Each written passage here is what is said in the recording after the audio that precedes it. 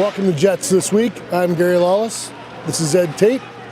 We will try not to make you bleeping cry during this week's episode. That was, of course, that was the famous quote from Paul Maurice yesterday when discussing the accountability level in the Winnipeg Jets dressing room. And I think the comment was fairly orchestrated. I think Paul Maurice wanted to get it clearly across to the public, his players, and I guess the hockey world that he is frustrated, he's not happy, and he has told his players as much.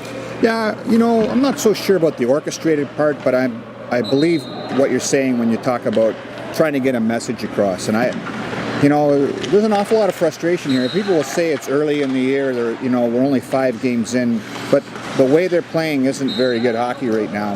And I think he's preached so much since he took over last January, systems and defensive responsibilities, and it was all breaking down against Calgary. And I think whether it was orchestrated or not, he was trying to get a message across. Yeah, I think the real scary thing is it's the players that are not producing or not playing very well right now are the Jets' best players. Yeah, it's really concerning because they put a lot of faith in these guys. They've re-signed a lot of these people.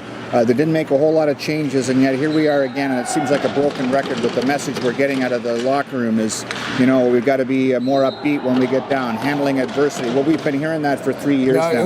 Let me interject. I don't get that.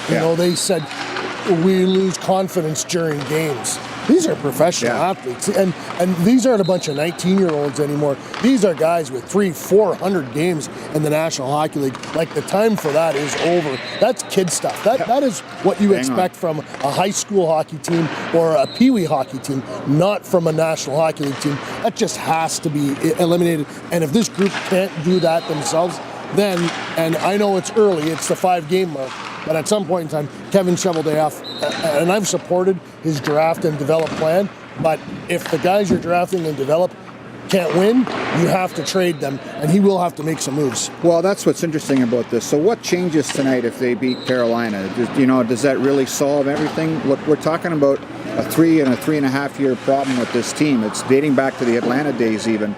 You're right, Gary. I think whether they win tonight or not, we need to get a better answer at the 10-game mark, at the 15-game mark, at the 20-game mark. But if the answers aren't good along the way, then it might force management to make a move earlier than they planned.